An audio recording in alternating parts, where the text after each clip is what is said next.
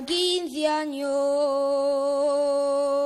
cuando en un barco coló pa' Cuba de decisión,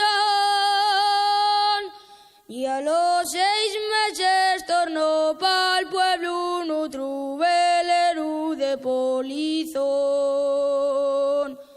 Después anduvo per muchos mares,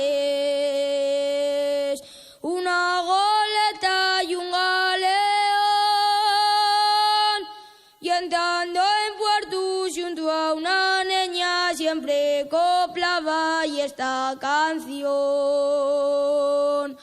Si torno a la mar y pa' ser capitán, que no lleve vida de esta de Mariñán. Y escúchame bien lo que te voy a decir, de capitana tengo llévate a ti. Cuando en la guerra tuvo en La Habana de cañonero sirviendo al rey, y anduvo en tratos con la metralla y una mulata de Camagüey. Cuando dijeron una mañana que ya firmaba en la rendición,